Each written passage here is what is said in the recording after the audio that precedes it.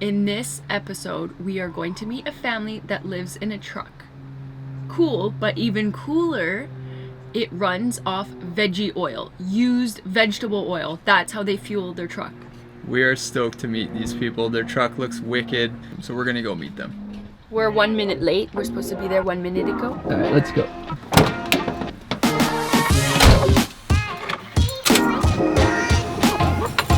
I got my Australia hat on.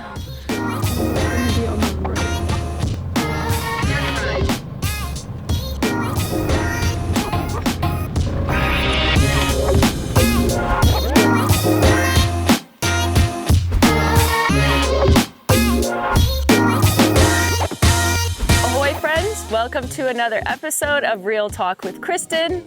As always, I am your host, Kristen. We are joined here by someone really awesome in Margaret River. This is... Hi, I'm Dave Mann, and welcome to my place. We be faster than Jacob. Can't stop, won't stop. I can't stop, won't stop. I can't stop, won't stop. Can't stop. Can't stop, won't stop. Can't stop, won't stop. Can't stop, won't stop. Can't stop. All right, so this is a little bit funny, a little bit embarrassing, but it's kind of cool at the same time. This is a tomato plant growing out of a wheelie bin. We have a composting toilet where we do our ones and twos into those bins in a much nicer environment over there. Perhaps we'll get a look at that in a minute. Then it composts down. And when we came back from our travels this year, we discovered some tomatoes growing. So I just thought I'd let them go, and it's been amazing. So you didn't even plant them? We didn't even plant them. Oh my gosh! No, we call them bumatos. Tomatoes, as you call it, say tomato from Tomatoes, keto. yeah. But they're my favorite Bumatos. thing ever. Yeah, that's awesome. And that's the beauty about, permaculture style gardening. Things just come up, and you just have to nurture them, and you reap the rewards from that. It's great. We've got chooks down here, which is like the engine room to our summer garden. All the nutrients for growing our plants come from there. All of our food scraps go into the chook pen. That's just going to go in there and compost down and make nice new soil for yummy plants and salads and things. A bit of sugar cane that came from a friend. We've got to film this. This is our fire bath. Fire bath? Yeah, so this is how we kind of wash off all the stress at the end of the day. In here, you just light a fire. It's a very small fire under here. You sit on this cork pad so you don't burn your bum. And you built this, or? Well, I built half of it in, prototype number 1, and it used to run off vegetable oil. It was really noisy. It was like sitting on top of a jet engine. It wasn't that relaxing. But it was cool that it was heating our water for free. And this is our truck over here. Oh my gosh. This is what we are so excited about. You need to explain this to us, how this truck runs off used veggie oil. Right. For starters, we collect the oil from places like hotels and cafes and pubs. We find the better the food they turn out, the better the oil for us, because they change it regularly. So I try to avoid fast food places like McDonald's and things like that. Their oil tends to be quite fatty and hard to clean, which is one of the key components with using waste veggie oil is cleaning it. So it's quite a messy business, but it's worth it because the fuel's free, right? In here is a machine. It's a centrifuge, it spins, and the centrifugal force, for those scientifically minded people out there will understand. But basically, when you spin things, the heavier particles get taken to the edge. The particles, the solid particles get stuck on the inside of the bowl. And what comes out is really, really clean oil. So did you make this? I bought this from the States, from a company that specialises in waste vegetable oil. So you could use this for different things? Like could I get one of these and use it for? Totally. As long as you've got a diesel engine, that's the key ingredient. We do. The older the engine, the easier it is to get it working. The newer engines are quite computerized. Vegetable oil, depending on the temperature, can be thinner or thicker in its viscosity, and the newer engines don't really like those variances. So these older engines are bulletproof. So yeah, basically we collect the raw oil and we pump it into into a tank, a dedicated tank. We pump it in dirty, and then I run this machine. It cleans the oil, and we can either do that as we're stationary or as we're driving. And you just go to a cafe or somewhere and ask them, and obviously they're more than happy that you're gonna. Yeah, some dispose are of and some it. aren't. Oh, yeah, really? Some places we go, we're like, yeah, no, we've already got an arrangement. Some people are just like, you what? You run it on vegetable oil? Sure. But if you were a cafe that's getting rid of it, wouldn't you have to pay to dispose of it anyway? Sometimes, yeah. If you're close to a built-up town, there's companies that are on selling it, so they'll buy it off the cafes. But some places, particularly remote areas of Australia, it's uneconomical for the larger waste vegetable oil companies to go and collect it. So they are more than happy to give it to you. It does need a bit of maintenance, so it's not for everybody. Like it's a messy business. But I mean, it's so much better for the environment, and It's so in much lots better. of cases, it's Yeah. free, and you're helping. Yeah. So I constantly justify it all the time by the amount of money we save on fuel, because this truck uses so much fuel. It's really inefficient. It's big, it's heavy, it weighs 11 tons. So I've priced my time, the amount of time that I spend on collecting oil, cleaning it, and fixing things that might break over time. I've worked out my time is $250 an hour in money that I don't have to buy diesel. So that's, if you think of it that way, if you add it up that way in money saved, it's worth my time to do it. I'm obsessed. It's so cool. I didn't know the first thing about vegetable oil when we built this truck, but it had to work because I can't afford to run this thing on diesel. Necessity is the mother of invention.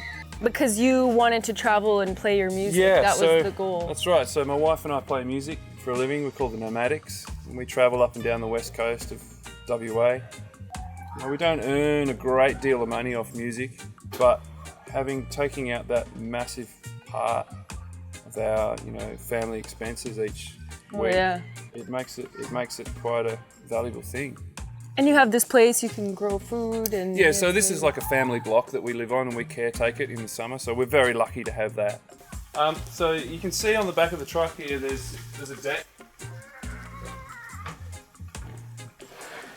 So cool. So this is the back of the truck now. This is the deck that folds up, and it connects on to the docking station deck. This is incredible.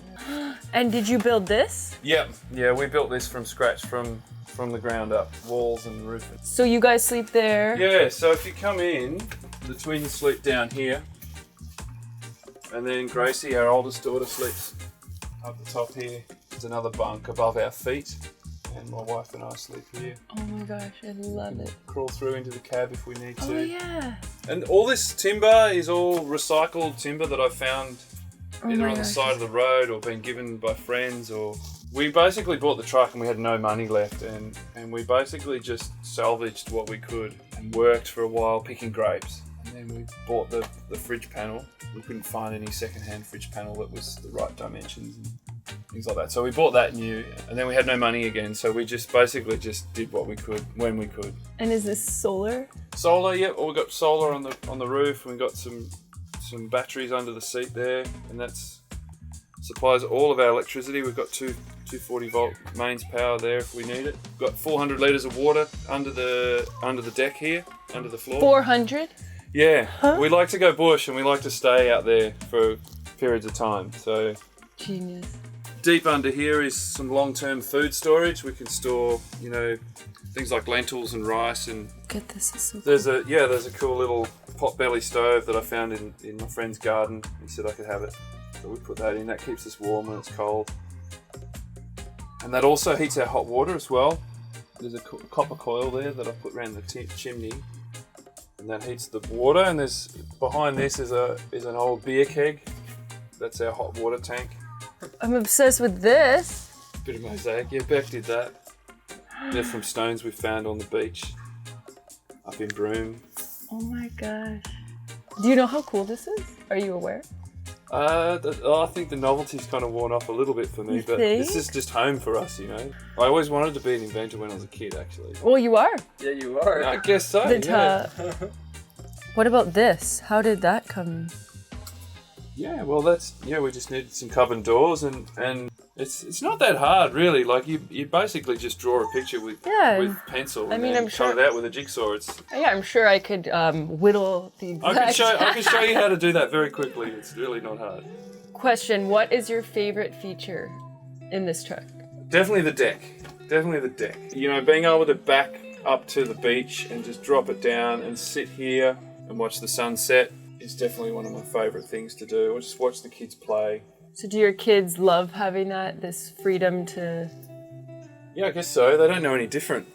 Do you homeschool then, Yes. your oldest? Yeah. Tomorrow being Monday, we're back in the rhythm. What would you say is the hardest part or the biggest challenge about living like this? It's the best and the worst thing, I reckon, is being in each other's space the whole time. So it's unreal that we get to spend so much time as a family. But it's also a really challenging thing to be in each other's face the whole time. For us, we like to do a little meditation every morning. I like to go for a surf at least once a week if I can, twice. And that just helps me mentally just wash all that off and really still appreciate what we've got here, you know. Appreciate the time that we've got with the kids. You know, it's so cliched, but they do grow up so quick. It's really nice to be spending this really magic time with them. Is there ever been a time when you wished, oh, let's just not have this and have a permanent space and... For sure. Yeah, there's definitely been many times when either myself or Beck, we've just kind of hit our limits of what we can handle with whatever it might be, just domestic stuff basically. And we've gone, this is too hard. Surely it'd be so much easier just to, you know, get a regular paid job and a normal house and stay put. Like it doesn't take long for things to get messy, but at the same time, It doesn't take long to clean it up. True. This is Gracie and Ned and Molly. Hi guys. You want to wave? I'm Joe. Kristen. These guys are from Canada. Yeah, so the sea containers, you built these? Yeah, over time we've just fitted them out. I found these doors at a salvage yard. Cool. You just cut them in with a big grinder. He wants to show us his kitchen. Okay. And we need real food. You need real food to cook. Let's see your kitchen. Is it gonna be spicy? Yeah, do you like spicy? Only a little spicy. Do you like spicy? It's only a tiny bit spicy. How long have you and your wife been doing the touring and playing the music? So, my wife and I, we've been playing music together officially for about 12 months, but unofficially for about 8 years. Yeah, and I've always had a career in music for the last 15 to 20 years or so. But I met Beck 10 years ago, and it was her idea to get the truck, to build the truck. The women usually have the good Yeah, ideas, she's got right? got the good ideas. Yeah. Well, we've loved it. We are gonna go see them play tonight, and I just wanted to thank you so much for being a part of this. We are gonna link everything below, their music, their Instagram, so please go check them out and show them some love. Thanks, guys. Cheers. Thanks for watching.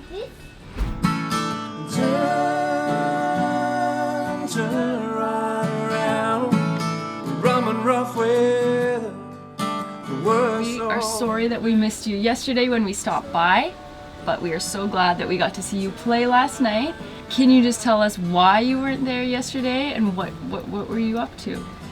Yeah, well, I was spending the weekend on a boat learning to sail, which was big for me because it's a really new thing. We've been living, you know, in this truck and traveling on veggie oil for so long, but we're really drawn to how beautiful and clean it would be to travel by sail power. We are going to be sailing out of Bundaberg. There's a boat there that we've bought, and we're just going to try this experiment on. Are you feeling confident that this is something you can dive right into? Not really. Look, I think there's things that we've learned in the truck that are really transferable. So we're really used to a tiny living space. And we all just love the ocean. But the weekend really helped me just to feel a lot more excited and have a few more skills, even just to understand the basics of sailing. You know, really I didn't have much of a clue. But hopefully we'll be learning on the job, just like we have with everything else. I think that's important, just being open to new changes and seeing where the road takes you or the water takes you. Yeah. You know, you kind of get a little sick of getting covered in veggie oil and things, even though it's so fantastic, like what it's enabled for us, and you know, to do 120,000 Ks on waste veggie oil and all of this, it's been wonderful, and it's just a nice new challenge. It's such a neat thing to have kids grow up in an environment where the lack of, you know, a home stability becomes not needed as much because there's that family stability. And I think if we can pass on that interconnectedness with nature and that love, then I think that's really probably the most important thing. Sometimes people think, oh, if I do this, all my problems will go away, but it's just different problems in different situations. So living in a veggie truck or living on the sea has different kind of problems of having a home that doesn't move. Absolutely. And it certainly wouldn't be for everybody, and it's not for the faint-hearted. It's the best thing and also the hardest thing because you can't really hide from any issues or conflicts that might come up. You've really got to resolve them, and I think they're good skills to have as well. Well, thank you so much for sharing, and we wish you all the best of luck. We're gonna be following along with you. We're gonna link all of their links below where you can find them. You can see their music and their Instagram, and thank you for sharing. Thank you guys. Yeah. Enjoy your adventures. Do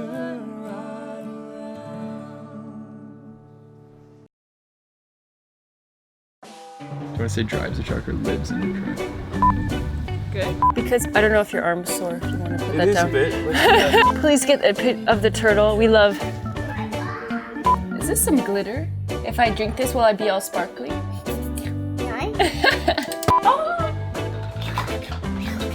No, yeah. No, oh my gosh, so sorry. Cut. Cool. Here's the boys enjoying the toys. Okay, I'm ready when you are. Okay. Beck was unable to be. Oh, help me. Feed me some lines. We say